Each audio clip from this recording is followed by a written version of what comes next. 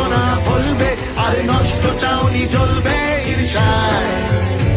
যদি বাঁচার ইচ্ছে তড়পায়, কেন চোখের সামনে পর্দা, দেখো ভোরের ঘন্টা বাজলো গিরি যায়। আসছে সকাল,